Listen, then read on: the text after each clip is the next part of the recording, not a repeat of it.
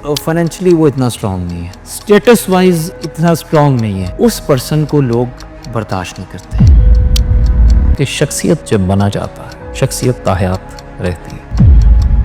Bill Gates ने शुरू में ये कहा था कि जी अगर आप गरीब पैदा होते हो तो आपका कसूर नहीं है, लेकिन जब गरीब मरते हो तो आपका कसूर है। ये भी बकबक की थी उसने। Right at the moment where I am standing, I have realized one thing: money matters nothing, but humanity is number one. हीरा जहाँ मर्जी कीचड़ में भी फेंक दोगे तो उसकी वर्थ कम नहीं होगी।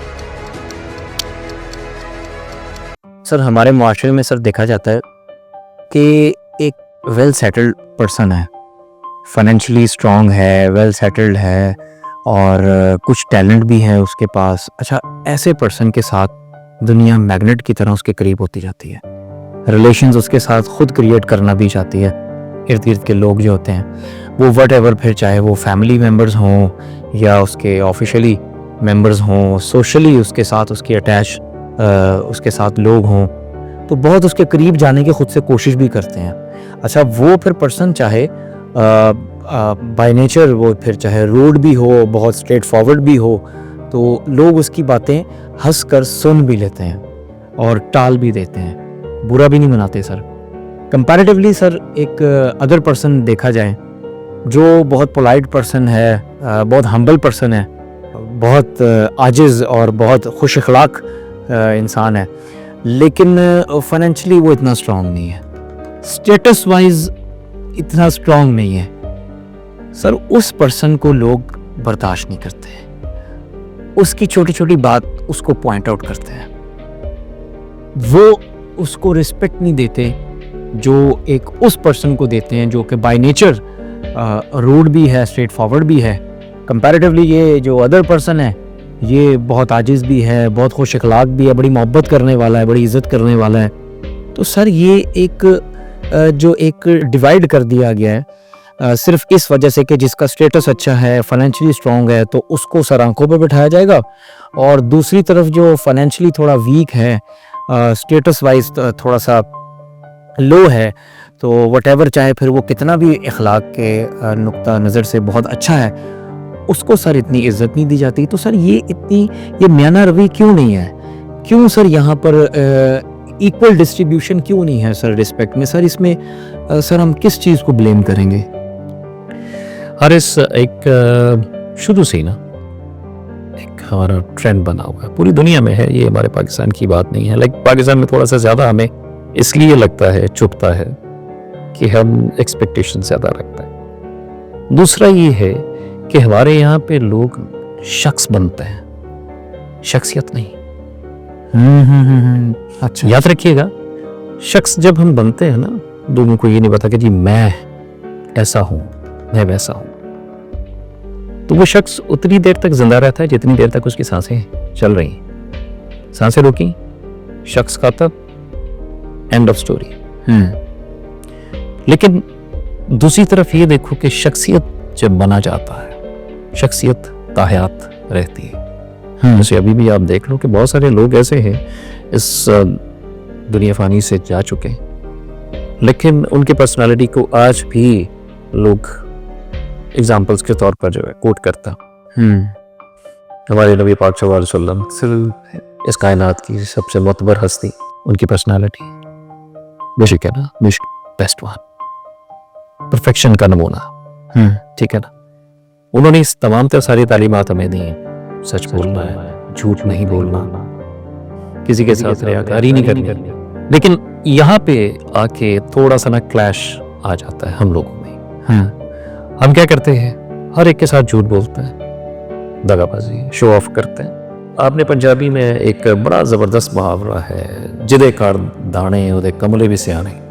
लाइक ये जो अभी आपने बात कोट की थी कि भी ऐसे ऐसे उसको इतना ज़्यादा टैलेंटेड भी नहीं है, लेकिन वो जो कुछ कह जाता है वो कहते हैं जी क्या बात है, उसने जो हरफ आखिर कह दिया, बस दैट्स इट। यही हाल था जो बिल गेट्स को फॉलो करते थे लोग। बिल गेट्स ने शुरू में ये कहा था कि जी अगर आप गरीब पैदा होते हो तो आपका कसूर नहीं है, लेकिन जब गरीब मरते हो तो आपका कसूर है। ये भी बकबक की थी उसमें। देखो ना, आज हमने बड़े बड़े उसके पम्फलेट्स लगा के, बैनर्स लगा के बता दिया कि बिल गेट्स ने ये फरमाया, लेकिन हकीकत में क्या उसने कहा? लोग सर बड़ा इसको मॉरल लेते हैं कि जी देखें बिल गेट्स ने बहुत बड़ी बात की। तो हालांकि गलत उसने कहा है। इसी चीज की उसने नफी कर दी है अपने ही अल्फाज से। उसने कहा जी कि right at the moment where I am standing I have realized one thing, money matters nothing but humanity is number one. अब आप देखो ना, वही चीजें, वही तालीमात जो उसके एक्चुअल उसने रियलाइज की हैं सामने आपके। कोई ब्रांडेड चीजें नहीं वो पहनता, सिंपल लाइफ गुजारता है। हमारे पास ये है कि हम लोगों ने अपनी औकात से बढ़कर किसी को दिखाना होता है, उसके लिए अपने आप को बेच के रख देते हैं। तो यही जो दिखता है वो बिकता है भाई। ये जो लोगों ने रूल बनाया हुआ है जरूरी नहीं है। हीरा जहां मर्जी कीचड़ में भी फेंक दोगे तो उसकी वर्थ कम नहीं होगी। वाह, बिल्कुल। सोना किसी भी जगह दबा के रखो, हजारों साल के बाद सोना ही रहेगा, पीतल तांबा नहीं बनेगा। It's a reality. दूसरा, हमारे यहाँ पे तो वही वाला, मैं बात कहोगे कि बार बार आप उसको पंजाबी कोट कर रहे हैं, लेकिन these are the very naked realities of the life. कहते हैं हमारे यहाँ पे ये है कि लुच्चा सब तो ऊंचा। अब ये कि जब ऐसी कंडीशंस आप लगाएंगे सोसाइटी में कि लो जी ठीक है, पैसा है तो जो कहता है जी वो सही कहता है, इतने मरूब क्यों हो रहे हो? इंफीरियर कॉम्प्लेक्स आपके अपने अंदर खुद साख्ता है, खुद आपने क्रिएट किया हुआ है। अदरवाइज उसे भी अल्लाह ताला ने बनाया, आपको भी अल्लाह ताला ने बनाया। उसकी बात पे आप खुश तो हो। जैसे आपने पिछले मेरे प्रोग्राम में देखा होगा, किसी ने मुझसे पूछा था, कहते सर जेलसी की सबसे आसान जुबान में अगर डेफिनेशन बयान की जाए तो क्या है?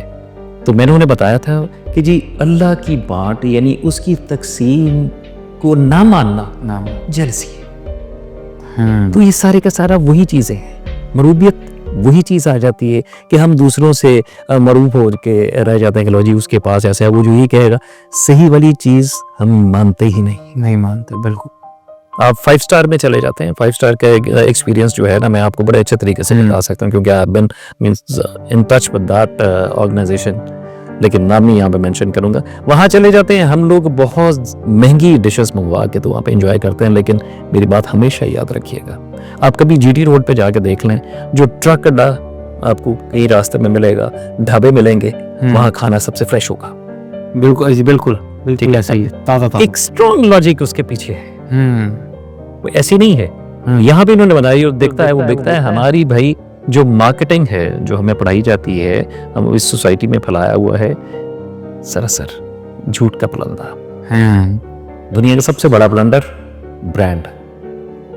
ये मेरी बात याद रख लीजिए। यानी सर ब्रांड कॉन्शियस होना, दैट इज समथिंग, वो कुछ ब्रांड कॉन्शियस होना, but that is entirely different thing.